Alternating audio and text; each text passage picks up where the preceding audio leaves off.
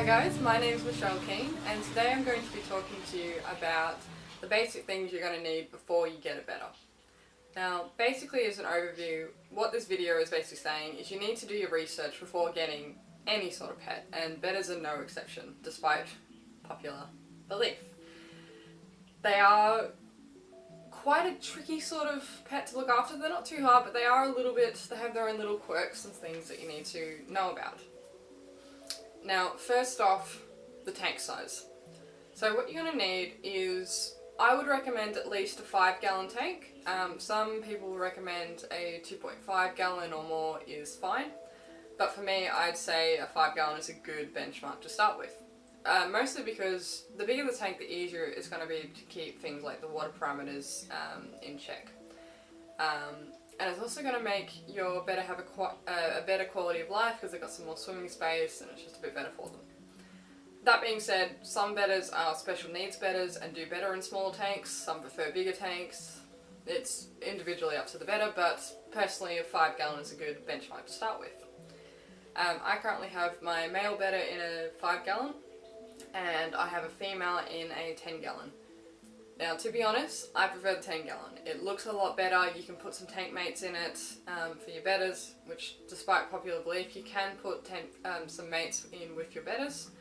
There's just like a set list of things that work and won't work. You cannot put 2 bettas in the one tank. Now, I say this as this is a basic video. You can make a female betta sorority, but it doesn't always work, and that's where you have multiple females in the one tank. You can put 2 fish together if you're breeding, but that's not a long-term solution. So as a basic starter point, stick with 1 betta. Then once you're happy with that, you feel like you know what you're doing, then maybe go into some of the more difficult areas of it. Now I currently have 2 male guppies in my 5-gallon, and this is purely for growing out purposes. It's not a long-term solution because you really shouldn't have other tank mates in with a betta if it's in a 5-gallon. Unless you're an experienced fish keeper, I just wouldn't recommend it. You got to look out for things like the bioload that it has on it, aggression as well, because there's some other fish in your betta's space. And it's quite difficult to look after, and I wouldn't recommend it as a beginner. Now, as for heater, so bettas are tropical fish, and so they need a heater. I would personally recommend an adjustable heater, just because if your betta fish does get sick, there are some diseases that you can sort of conquer if you turn the heater up a little bit. It also makes it a bit easier for minor adjustments and such, whereas a set heater is going to stay at the same temperature and you don't have a lot of control over it. Set heaters are usually a bit cheaper, but that just depends on your budget and what you feel comfortable doing. Filter wise, a lot of people recommend sponge filters, and I agree, they're great. They stop the betta fins from getting chopped up and such like that. I personally don't have any sponge filters. That's just because my local pet stores don't stock them, which is really annoying considering they stock betta fish. All the filters I have came with the tank. So I have inbuilt filters, I have hang on the back filters, and I have internal filters. As long as the betta fins are not going to get ripped up on the intake and the flow's not too strong, you should be fine. But just make sure you do have a filter of some sort. There are some exceptions to this rule, but as a beginner, put a filter in. Just makes your life easier, and it's a lot better for the betta fish, and it's just a good practice to have. So for maintenance supplies, there's a lot of things you're going to need to look after your betta fish. Things like food, things for water testing, a dechlorinator, a net, a gravel vacuum, and a bucket. So food wise, you want to feed your betta a balanced diet, anything from things like frozen foods like bloodworms to flakes, pellets, dried bloodworms, that sort of thing. Just make sure you're giving them a varied diet. There's a lot of stuff for this online of what people recommend, what they don't recommend, what brands are better. I personally say that if your dry food seems like it's got a lot of actual meat in it, it's got different vitamins and such like that, it should be okay. Just make sure it's got like a varied amount of things in it and it's not just purely additives. but just in general, make sure you feed your bedders a varied diet and they should be okay. You're going to need to be able to test your water. A big thing that first time bedder owners don't think about is the nitrogen cycle. So basically what this means is, in a very generalized explanation, is you need to wait for your tank to actually go through a cycle so that all the water parameters are at a safe level.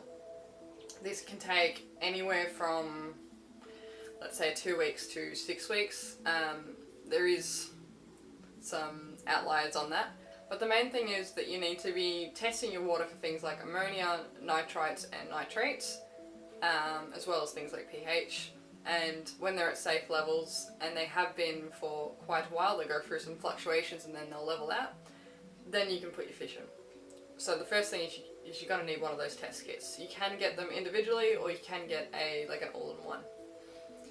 You're also going to need water dechlorinator. Now I recommend Seachem Prime. It's what I've used pretty much the entire time I've been fish keeping. It works really well, and it's quite efficient for the money you pay for it, so you only need to use like a tiny amount. Especially if you've got 5-10 gallon tanks. So you're also going to need a net, so you can scoop out debris and also transport your fish between tanks, between the bag and the tank, things like that. I would recommend also getting a gravel vacuum siphon just to make the water changes easier and you can get the debris out of the substrate. And you're also going to need a bucket that's purely for water changes. You don't want to use a bucket that's had detergent and such in it for washing clothes. You just want to make sure your fish are safe, and having a bucket on the side purely for fish keeping is going to make your life easier. Especially when you can pick them up for like $1, like a 9-litre one for like $1. It's great. So for plants and decorations, I would recommend having live plants. I just think, one, it keeps the water a bit cleaner, and 2, the fish just seem to enjoy it a bit more. But if you're going along the fake plant route, you're going to need plants that aren't going to rip your bedder's fins, so things like silk plants, and that also goes for decorations, so you want to make sure that there's no rough edges where the fins can get caught and be ripped up. Substrate, you can use pretty much whatever. You can use gravel, you can use sand, you can use a bare bottom. I personally use gravel just because I don't like the fuss of having sand being scooped up everywhere, but yeah, you can use anything. I'd personally recommend having some sort of substrate instead of a bare bottom, just because sometimes bedders like to rest on the bottom, and I think it just makes them a lot more comfortable having something that's a bit more natural. So all in all, bedder fish are a lot to take care of. They take a lot of work, it's a lot of research, but they're really rewarding fish, and you have to remember that they are tropical fish. You need to do the research beforehand, and just make sure that you can afford all the things, you can put the time into it for the maintenance that it's required, such as weekly water changes and things like that. Another good thing to have, which you may not think as a beginner fish keeper, but just some basic medicines just in case, or the ability to go down the street and buy some straight away. Bedder fish will get sick. It's just, they're small fish, they're susceptible to diseases, but it's unlikely that you'll ever bring a bedder fish to the vet. It's something that as a fish keeper most people tend to do themselves and tend to care for their bedders that way. It's not something to be too scared about, but just make sure it's in the back of your mind that you may need to diagnose your fish for diseases, you may need to treat them for diseases, and just make sure you do your research on that, and it's good to make sure you got some medicine on hand. So all in all, bedder fish are actually really rewarding pets. They don't take up a lot of space, they don't take up too much time compared to something like a dog or a cat, and they have such great personalities. But just make sure you do your research, you know what you're doing, and you can make sure that you're giving your fish the best life that it can have. So I hope this helped you. I hope you enjoy your future bedder fish. Remember, cycle your tank first. It'll take like a month. Something all fish keepers have to go through, you know, have patience, you'll be fine.